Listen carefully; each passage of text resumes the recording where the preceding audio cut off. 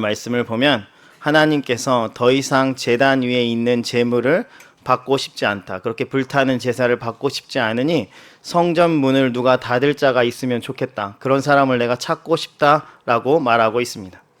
원래 하나님이시라면 성전에서 드리는 그 제사를 드릴 수 있도록 성전 문을 활짝 열 사람을 찾으실 것 같은데 오히려 반대로 말하고 계십니다. 왜 그럴까요? 그 이유는 이스라엘 백성들이 하나님께 드리는 제사를 하찮게 여겼기 때문입니다.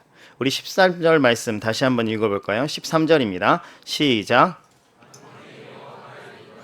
너희가 또 말하기를 이 일이 얼마나 번거로운 거 하며 코웃음 치고 훔친 물건과 저는 것, 병든 것을 가져왔느니라. 너희가 이같이 봉헌문을 가져오니 내가 그것을 너희 손에서 받겠느냐. 이는 여호와의 말이니라. 아멘. 이스라엘 백성들이 제사를 위해서 제물을 가져오는 것이 굉장히 번거롭다고 말하고 있습니다. 왜냐하면 아무 동물이나 가져올 수 없고 하나님이 정해 주신 규칙 안에서 그 제사에 드릴 제물을 가져와야 하기 때문입니다. 그 중에서도 병들거나 흠이 있거나 다친 동물은 또 제물에 쓰일 수 없기 때문에 온전한 동물을 가져와야만 제사에 제물을 바칠 수가 있었습니다. 그러니 이 까다로운 절차를 통과한 제물을 가져와야 하는 그 번거로움이 그들에게 있었다는 겁니다. 그래서 이스라엘 백성들은 이 귀찮은 절차를 그냥 생략하자는 겁니다. 그거 시간 낭비이고 에너지 낭비이고 물질 낭비라는 겁니다. 그냥 좀 쉽게 가자는 겁니다. 그래서 이스라엘 백성들은 훔친 동물, 다친 동물, 병든 동물을 제물로 가져오기 시작했습니다. 어차피 각을 뜰 거고 어차피 불태울 건데 그 좀 흠이 있는 거, 좀 다친 거, 병든 거 그게 무슨 의미가 있냐는 겁니다. 어차피 다 불태우면 똑같을 텐데 그냥 동물의 상태를 굳이 구태여 그렇게 꼼꼼하게 볼 필요 없다는 겁니다. 그런데 그것은 그들의 생각이었습니다. 하나님은 하나님의 말씀에 순종하지 않은 그 불완전한 제사를 드리는 것을 받으시지 않겠다고 말씀하십니다. 다시 그들이 가난해서 이런 제물을 가져오는 것이 아닙니다. 자신들이 가지고 있는 그 짐승 떼 안에는 분명히 제물로 드릴 수 있는 좋은 극상품의 제물이 존재했습니다. 그럼에도 불구하고 그런 것을 제물로 가져오기에는 너무 아까웠다는 겁니다. 그러니 그냥 상품성이 좀 떨어지는 흠이 있는 제물을 가지고 와서 그것을 제사용으로 사용하겠다는 겁니다. 어차피 이건 내다 팔아도 제값을 못 받으니 그냥 제물로 사용하겠다는 겁니다. 하나님이 그 모습을 보시고 저주받을 행동이라고 말하고 계십니다. 왜냐하면 하나님은 큰 임금이시기 때문입니다. 누가 왕에게 선물을 가져오는데 허접한 선물을 가져오겠습니다. 여러분에게 대통령이 만약 여러분을 초대하고 선물을 하나 가져오라고 한다면 여러분은 최선을 다해서 그 선물을 가져갈 겁니다. 한낱 대통령도 그렇게 여러분이 귀중하게 생각하여 소중하게 생각하여 귀한 재물을 귀한 선물을 가져가는데 왕이신 하나님, 이 세상 온 천하의 왕이신 하나님께 나오는데 어떻게 상태가 안 좋은 동물들을 선물이라고 가져올 수 있겠냐는 겁니다. 그것은 하나님을 멸시하는 태도라는 겁니다. 차라리 그런 재물은 가져오지 말라는 겁니다. 그건 하나님의 진노를 받을 행동이라는 겁니다. 그러면 이스라엘 백성만 이런 저주받은 행동을 했을까요? 오늘을 살아가는 여러분은 이런 점에서 무결하십니까? 이거에 대해서 여러분은 굉장히 클리어하시냐는 겁니다. 그 당시의 제사는 지금으로 말하면 예배에 해당됩니다. 지금 우리가 드리고 있는 이 예배가 그 당시의 제사였다는 겁니다. 그럼 우리는 매주 왕이신 하나님께 예배를 드리러 옵니다. 오늘 이 시간에도 여러분은 왕이신 하나님께 예배를 드리러 왔습니다. 그런데 이 예배를 올바르게 드리지 못한다면 여러분은 하나님께 저주를 받게 됩니다. 그러니 우리의 예배를 태도를 점검해야 합니다. 하나님께 복받는 인생이 될지 아니면 저주받는 인생이 될지는 오늘 지금 우리가 드리는 이 예배에 결정되기 때문입니다. 그러면 예배에 대해서 우리는 뭘 고민해 봐야 할까요? 첫 번째, 우리가 예배를 번거롭게 생각하고 있지 않는지 점검해 보아야 합니다. 이스라엘 백성들은 번거롭게 생각했습니다. 제사의 제물을 가져가는 것, 그 까다로운 절차를 거쳐서 제물을 챙겨가는 게 번거롭다고 생각했습니다. 우선 이 자리에 나올 정도 되시면, 그런 성도님이라면 늘 예배의 자리에 나오기 때문에 예배의 출석 자체에는 문제가 없을 겁니다. 이렇게 밤 예배까지 오시는 정도면 나름 예배를 소중히 여기고 자주 오시는 분들입니다.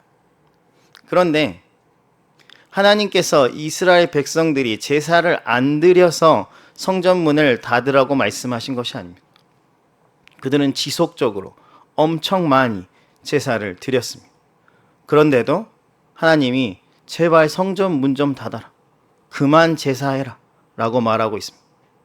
왜냐하면 그들이 그 제사를 귀찮게 여겼기 때문입니다. 번거롭게 여겼기 때문입니다. 그래서 하나님이 화가 나신 겁니다. 이것을 우리에게 적용해 본다. 우리도 매주 드리는 예배가 번거로워진다면 하나님이 화가 나실 겁니다. 당연하지 않겠습니까? 어떤 남녀가 커플인데 이 커플이 상대방과 만나는, 어떤 한 사람이 상대방과 만나는 것을 굉장히 번거로워한다면, 귀찮아한다면, 그리고 자꾸 그 만남을 회피하려고 한다면 그 관계가 어떻게 되겠습니까? 당연히 깨어지지 않겠습니까? 헤어지지 않겠습니까? 하나님도 그런 마음 아닐까요? 예배는 하나님을 만나러 가는 시간인데 우리가 그 시간을 아까워하고 귀찮아하고 번거로워한다면 중심을 보신 하나님께서 그것을 꿰뚫고 계시는데 우리의 마음을 보시고 당연히 화가 나지 않으실까요? 차라리 그런 예배라면 안 왔으면 좋겠다, 저 문을 잠갔으면 좋겠다 라고 말씀하시지 않을까요? 그런데 참 우리는 뻔뻔스럽게 그런 마음을 가지고 매주 예배의 자리에 나온다는 겁니다. 마음이 하나도 준비되지 않았는데 그냥 예배의 자리에 털썩 앉아서 제발 빨리 시간이 지나기만을 버틴다는 겁니다. 아마 이 시간에도 이 자리에 그런 분들이 있을 겁니다.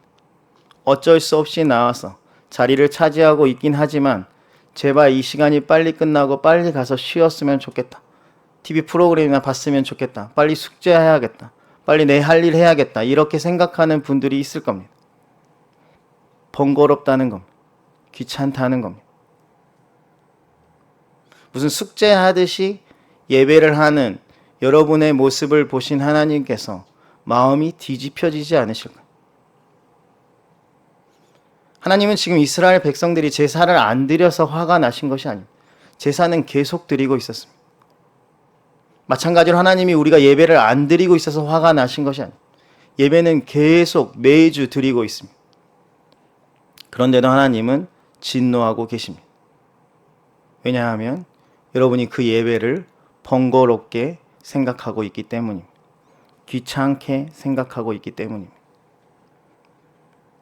나의 예배가 하나님을 화나게 하고 있지 않는지 점검해 보시길 바랍니다.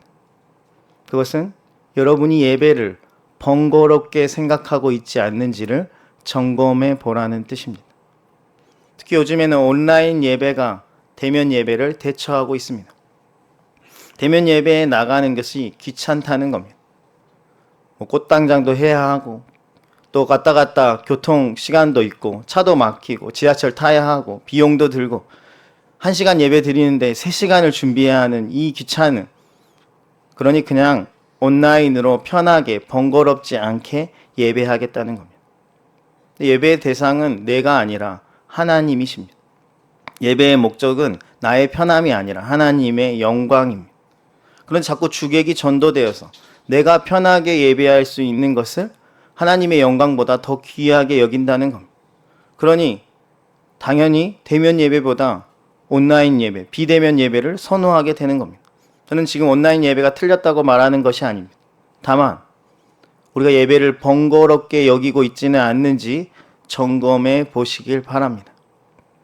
그것은 하나님께 진노받을 일이기 때문입니다. 또 우리가 예배에 대해서 점검해 봐야 될 것은 우리가 예배에 가져오는 제물이 어떤 제물인지를 점검해 보아야 합니다. 물론 지금은 제사제도가 다 사라졌기 때문에 여러분이 교회에 나올 때 무슨 비둘기나 양이나 염소 같은 것을 가져오지 않아도 됩니다. 그러면 그런 것을 안 가지고 와도 되니까 그냥 아무것도 없이 그냥 맨몸으로 나오면 됩니까? 그렇지 않습니다. 또 우리가 하나님 앞에 나올 때는, 왕이신 하나님 앞에 나올 때 소중하게 준비해야 할 것들이 있습니다. 그 대표적인 것이 바로 제정입니다.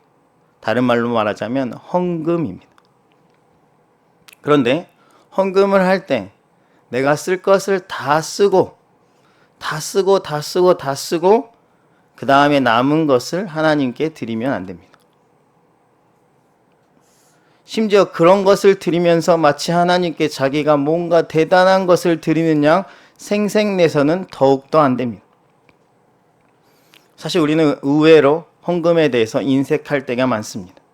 마치 이스라엘 백성들이 좋은 동물을 드리기가 너무 아까워서 쓸모없는 동물, 아무도 가지려고 하지 않는 그 병든 동물, 저는 동물들을 가지고 오는 것처럼 말입니다. 그 동물들 하나하나가 다 자기의 돈이었기 때문에 그들은 아까워했던 겁니다. 과연 재정에 있어서 여러분의 가장 귀한 것을 하나님께 내어드리고 있습니까? 헌금의 기본은 11조입니다. 그런데 요즘에는 11조를 안 하는 성도들이 너무나 많습니다.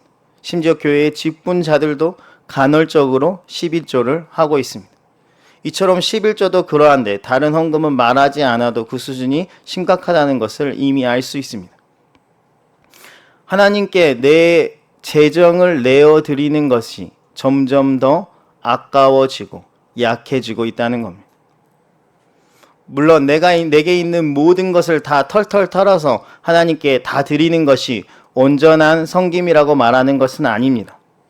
다만 하나님께 드리기가 아까워서 자꾸 내 것을 숨기고 있다면, 심지어 하나님의 것이라고 10분의 1을 하나님이 정하셨음에도 불구하고 그 10분의 1마저 탐내고 있다면 그것은 하나님께 진노받을 일이라는 겁니다. 고린도후서 9장 7절 말씀을 제가 읽어드리겠습니다. 각각 그 마음에 정한 대로 할 것이요 인색함으로나 억지로 하지 말지니 하나님은 즐겨내는 자를 사랑하시느니라. 아멘. 헌금을 할 때 하나님이 액수를 정하지 않았습니다. 여러분이 교회에 올 때 10만 원 이상 들고 와야 된다. 인당 5만 7천 원 이상 기준이니 그 이상 가지고 와라. 그렇게 말씀하신 적이 없습니다. 그 마음에 정한 대로, 각자가 마음에 정한 대로, 하지만 자원함으로, 기쁨으로 하나님께 그 재정을 내어드리라고 말합니다. 그렇다면 우리가 오늘 예배 시간에 드린 그 헌금을 보시고 하나님은 우리를 사랑하실까요? 오늘 말씀에서 하나님은 즐겨내는 자를 사랑하신다고 했습니다. 여러분이 오늘 헌금 주머니에 넣었던 그 헌금을 보시고 하나님이 여러분을 사랑한다고 고백하실까요? 각자 속으로 대답해 보시길 바랍니다. 이것은 헌금의 액수가 결정하는 것이 아니라 그 헌금에 담겨진 여러분의 마음이 결정하는 겁니다. 온전한 마음으로 여러분이 헌금했다면 하나님께서 그 마음을 받으시고 사랑을 듬뿍 여러분에게 주실 겁니다. 반대의 경우는 말하지 않아도 여러분이 아실 겁니다. 우리 모두가 헌금을 즐겨이 낼 줄 알아서 하나님의 사랑을 충만하게 누릴 수 있기를 주님의 이름으로 축원합니다. 그러면 재정의 영역에만 그럴까요? 아니요. 다른 영역도 마찬가지입니다. 다른 영역 하나를 더 예를 든다면 시간의 영역입니다. 우리는 시간의 영역에 있어서도 하나님께 헌신할 수 있어야 합니다.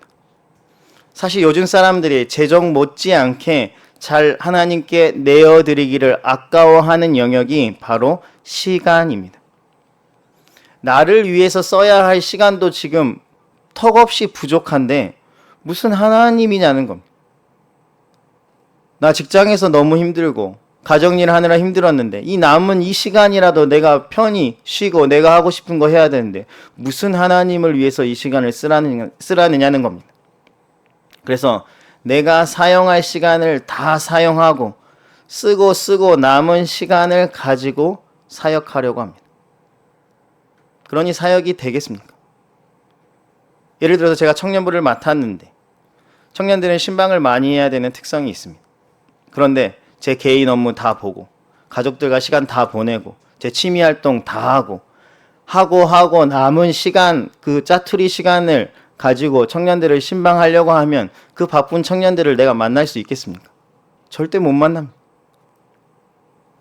당연히 영혼을 제대로 돌볼 수 없고 간신히 설교만 준비해서 설교하는 그런 사역자가 되겠죠. 내 시간을 다 확보한 후에 내가 하고 싶은 것 다 한 후에 남은 시간으로 하나님께 영광을 올려드리겠다. 그것은 그냥 내 시간 너무 아깝다. 하나님께 드리기 아깝다라고 말하는 것과 동일합니다. 물론 이 말을 오해해서 여러분들이 풀타임 사역자처럼 교회를 위해서 모든 시간을 올인하라는 것은 아닙니다. 여러분이 해야 할 일이 있습니다. 학생이라면 학업, 직장일이라면 직장 업무, 또 주부라면 가정을 돌보는 시간을 가져야 합니다. 그런데 제가 여러분에게 말씀드리고 싶은 것은 무엇이냐면 제발 하나님께 어떤 시간을 내어드릴 때 제발 여러분의 짜투리 시간을 내어드리지 않기를 간절히 바랍니다. 여러분의 가장 귀한 시간을 하나님께 내어드릴 수 있어야 합니다. 그러면 똑같은 한 시간이라도 하나님 앞에서 다 똑같은 한 시간이 아닙니다. 시간에도 질이라는 것이 있습니다. 나에게 가장 소중한 시간을 하나님께 내어드릴 때 하나님도 그 시간을 귀히 여겨주신다는 겁니다. 청년 중에 자신의 귀한 시간을 하나님께 내어드리는 청년들이 있습니다. 그것을 위해 올인하는 청년들이 있습니다.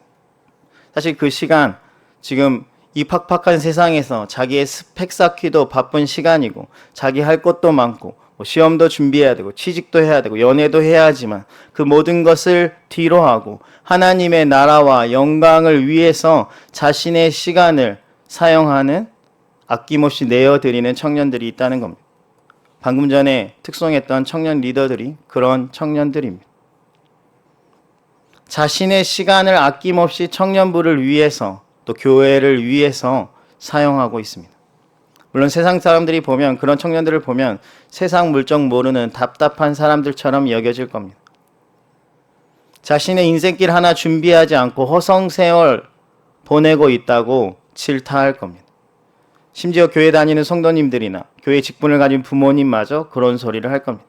저도 청년의 시절 그런 소리를 귀에 못이 박히도록 들었습니다. 그런데 사람의 평가와 하나님의 평가가 다릅니다. 하나님은 자신의 소중한 시간을 아낌없이 하나님을 위해서 내어주는 자의 그 모습을 기뻐하신다는 겁니다. 온전한 헌신을 귀히 여겨주신다는 겁니다. 그러니 그런 시간에 헌신을 하는 청년이나 성도님들은 절대 주변 사람들의 말로 인해 위축되지 마시길 바랍니다. 여러분 지금 가장 소중한 것을 주님께 드릴 줄 아는 자이기 때문입니다. 한 여인이 매우 귀중한 옥합을 가지고 와서 식사하고 계시는 예수님의 머리에 붓습니다. 이것은 무슨 벌칙이 아니라 가장 귀한 것을 주님께 내어드린 겁니다.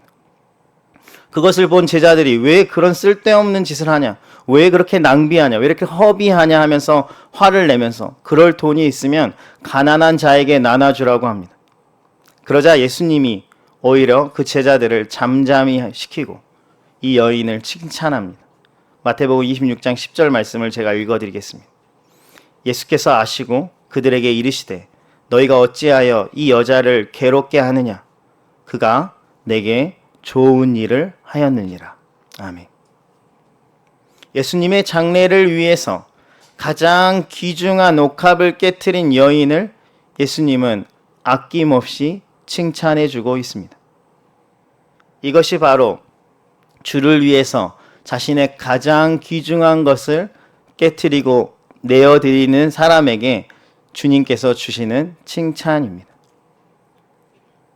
하나님을 위해서 자신의 가장 귀한 시간을 아낌없이 내어드린 자에게 하나님은 분명히 칭찬해 주실 겁니다. 왜냐하면 주님은 그 헌신, 그 시간을 기억하고 계시기 때문입니다.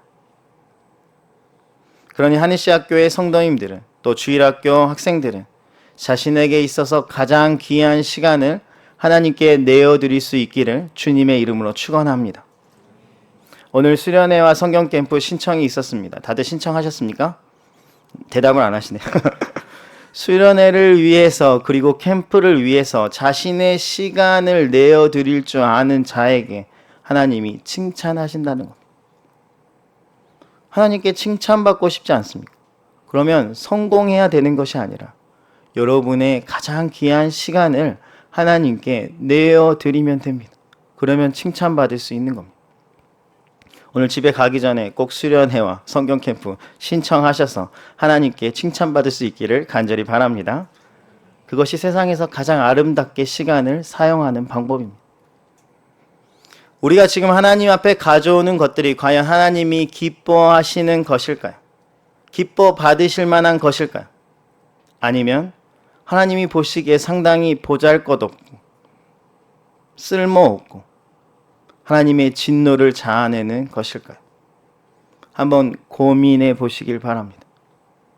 만약 여러분이 주일학교 교사라면 매주 하나님께서 내게 맡겨주신 그 양떼와 같은 반 아이들을 바른 말씀으로 가르칠 수 있도록 최선을 다해서 공과를 준비하고 있습니까? 아니면 오늘 공과가 도대체 몇 과인지도 몰랐다가 주변 선생님이 오늘 몇 과야 하니까 그제서야 헐레벌떡 공과책 펴가지고 공과 내용 조금 봤다가 정말 어설프게 오늘도 그 공과를 아이들 앞에서 인도하셨습니까? 만약 여러분이 찬양팀이라면 미리 올라온 찬양 콘티를 열심히 살펴보면서 악기 연주자들은 악기 연습도 해보고 싱어들은 가사도 묵상해 보면서 하나님께 찬양으로 영광 올려드릴 준비를 하면서 사역을 준비하셨습니까? 아니면 찬양 인도자들이 찬양 콘티를 아무리 카톡방에 올려도 일이 없어지지 않고 한 번도 찬양 콘티를 듣지 않은 채 그것도 모자라서 찬양 시간에 맨날 늦어서 헐레벌떡 오는 그런 모습으로 하나님께 찬양하겠다고 이 자리 앞에 서 있습니다. 만약 여러분이 미화 팀이라면 매주 자신에게 맡겨진 그 예배의 초소를 정말 주일에 성도들이 깨끗하게 사용할 수 있도록 최선을 다해서 청소하고 있습니까? 아니면 그냥 매주 청소하는 이 시간이 너무 귀찮고 번거로우니 그냥 청소의 흉내만 내면서 불평하고 있습니까? 우리의 섬김은 지금 하나님이 보시기에 기뻐하시는 섬김일까요? 아니면 하나님의 분노를 자아내는 섬김일까요?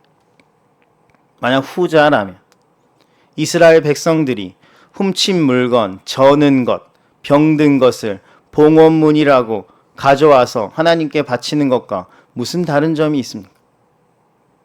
이것이 바로 하나님을 경멸하는 겁니다.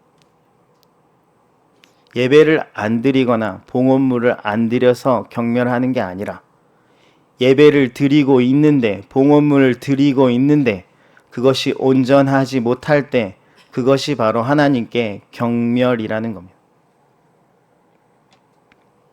당연히 하나님이 그런 봉헌물을 받으실 리가 없겠죠. 어쩌면 내가 지금 열심히 나름 내가 최선을 다해서 섬기고 있다고 사역하고 있다고 자부할 수도 있지만 실제로 하나님이 그 봉헌물을 거부하고 계실 수도 있다는 사실을 기억하시길 바랍니다. 하나님은 지금도 제발 내가 더 이상 예배의 자리에 오지 않도록 누군가 저 예배당의 문을 잠갔으면 좋겠다라고 말하고 계실 수도 있다는 겁니다. 그러니 우리의 예배, 나의 섬김, 나의 헌신, 나의 봉헌물을 다시 한번 점검해 보시길 바랍니다. 오늘 말씀에는 하나님이 받으시지 않는 예배만 나오는 것이 아니라 하나님이 또 기뻐 받으시는 예배가 나옵니다. 그런 제사가 나옵니다. 우리 다 같이 11절 말씀 읽어볼까요? 11절입니다. 시작.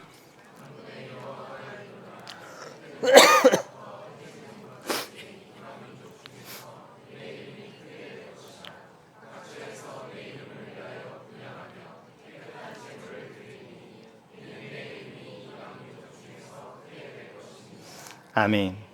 해 뜨는 곳부터 해 지는 곳까지는 모든 열방을 이야기합니다. 이곳에 있는 이방인들이 하나님의 이름으로 제사하는 때가 온다는 겁니다. 하나님이 그것을 기쁘게 받으신다는 겁니다. 아이러니컬하게도 방금 전까지 하나님이 택하신 백성인 이스라엘 백성들의 제사는 받지 않으시겠다고 분명히 말했습니다. 그런데 이스라엘 백성들이 그렇게 무시하는 이방 민족의 제사는 하나님이 기쁘게 받으시겠다는 겁니다. 그 차이가 무엇입니까? 제물의 차이입니다.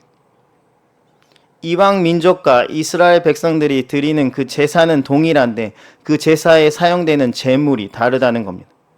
이것은 이방 민족들이 더 비싼 제물을 가져온다 이런 뜻이 아닙니다. 이스라엘 백성들은 훔친 것, 저는 것, 병든 것 이런 쓸모없는 것들을 하나님께 바치고 있는데 이방 민족들은 하나님 앞에 깨끗한 제물을 가지고 나와서 하나님께 올려드린다는 겁니다. 여러분이 하나님이라면 어떤 제물을 받으시겠습니까? 저는 것, 병든 것, 훔친 것 이런 거 받으실 겁니까? 아니면 깨끗한 제물을 받으시겠습니까? 당연히 깨끗한 제물 아니겠습니까? 그래서 하나님도 자신의 이름이 이스라엘이 아닌 이방 민족 중에서 크게 될 것이라고 예언합니다. 이 말을 바꿔서 얘기하자면 하나님이 받으시는 예배를 드리는 것은 이스라엘이 아니라 이방 민족이 될 것이라는 겁니다. 이것을 또 바꾸어 말한다면 하나님은 모든 제사를 다 받으시는 것이 아니라는 뜻입니다. 하나님이 기뻐 받으시는 제사가 있고 하나님이 기뻐 받으시지 않는 제사가 있다는 겁니다. 이 말을 오해해서 하나님께서 비싼 제물을 가지고 오면 하나님이 무조건 받아주신다고 생각하면 안 됩니다. 만약 하나님이 비싼 제물을 받기를 원하셨다면 양, 염소, 소, 비둘기 이런 거 말고 뭐 코끼리, 악어, 사자같이 도저히 사람들이 잡을 수 없는 그런 비싼 동물들을 제물로 가져오라고 했을 겁니다.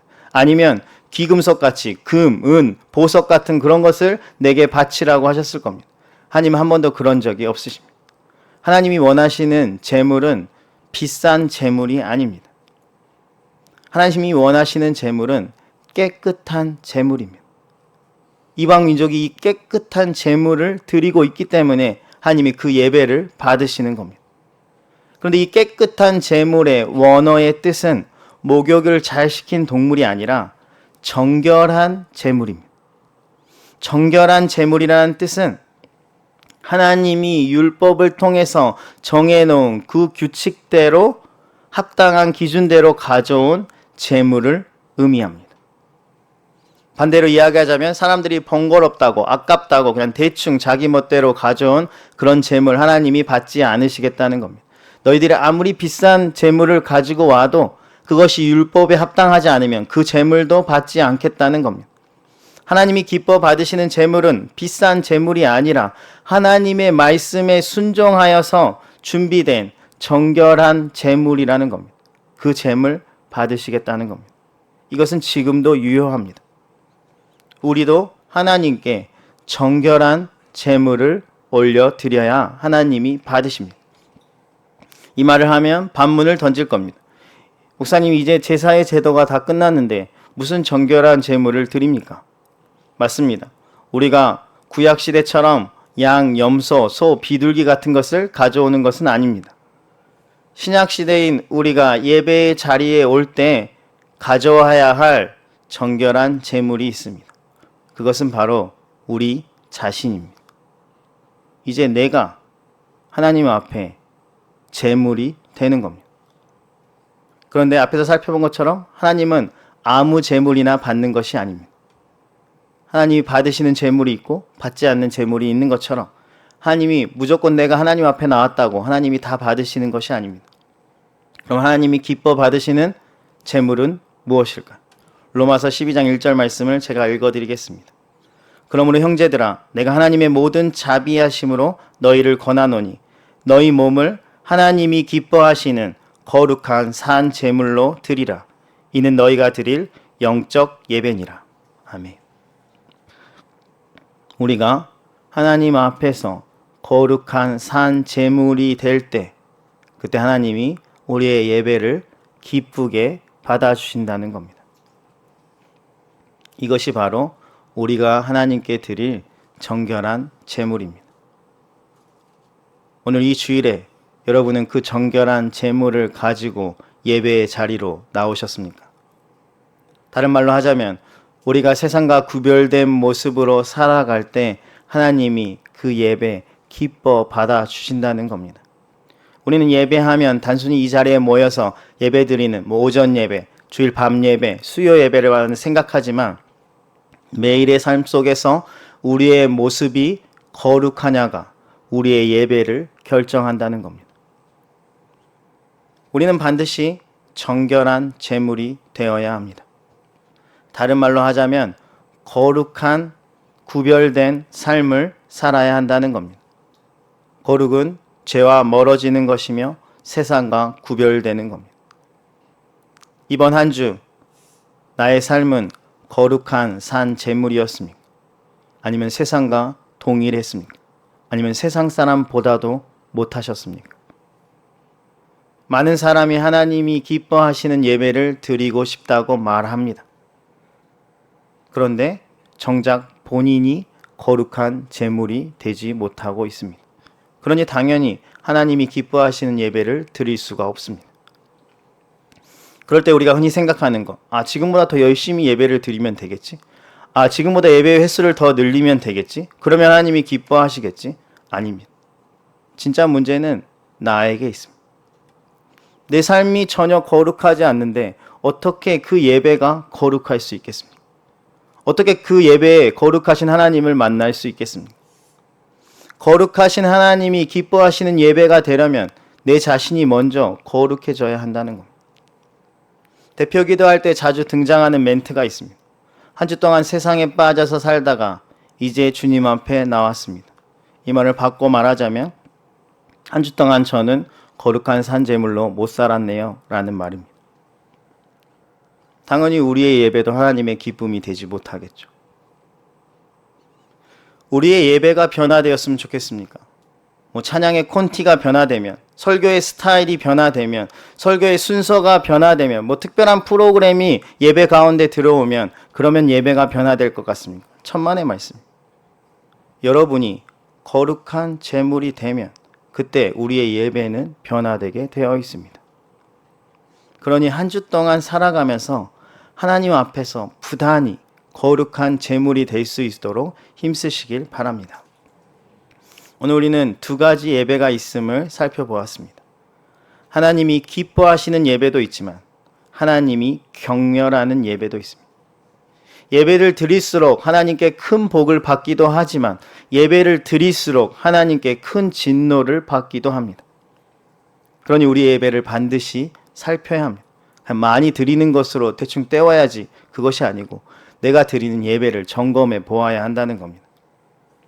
예배의 횟수도 중요하지만 그 예배를 드리는 우리의 마음도 중요하다는 겁니다.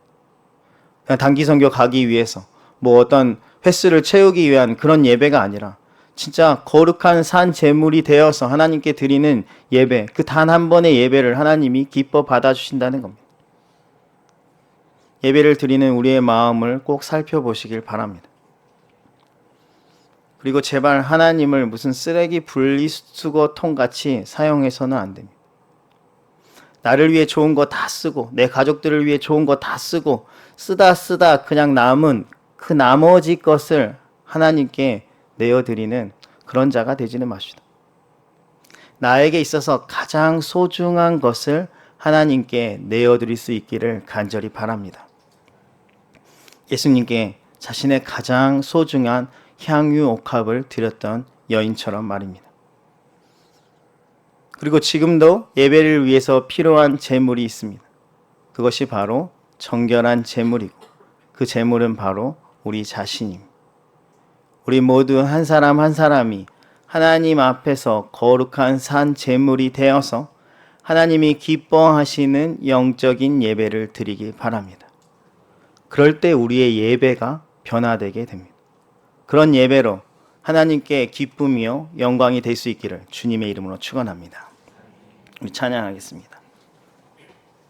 다시 일어나 찬양 같이 하겠습니다.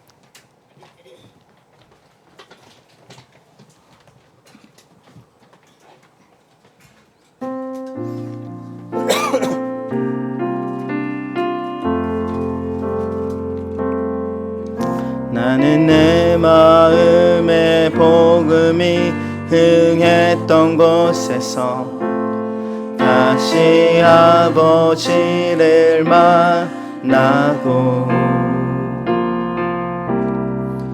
주님 내 마음의 연약한 눈물의 끝에서 또 나를 반겨주시네.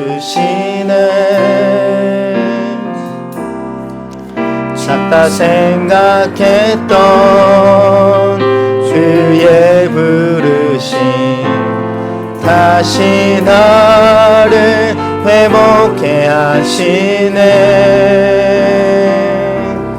다시 일어나 주를 예배함이 내 모든 기쁨이 되리. 그의 기쁨 되어 삶의 모든 순간을 주께 다 내어드리. 나는 내 마음의 복음이 나는 내 마음의 복음이 흥했던 곳에서 다시 아버지를 만나고 주님 내 마음의 연약한 눈물의 끝에서 또 나를 반겨주시네. 작다 생각했던 그의 부르심 다시 나를 회복해 하시네. 다시 일어나 주를 예배한 내 모든 기쁨이 되리. 그의 기쁨 되어 삶의 모든 순간을 주께 다 내어 다시 일어나 주를 예배함이 다시 일어나 주를 예배함이 내 모든 기쁨이 되리. 그의 기쁨 되어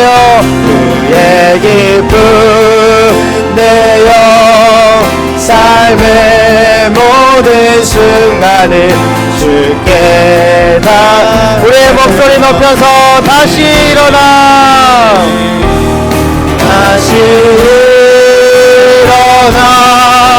주를 예배함이 내 모든 기쁨이 되리. 그의 기쁨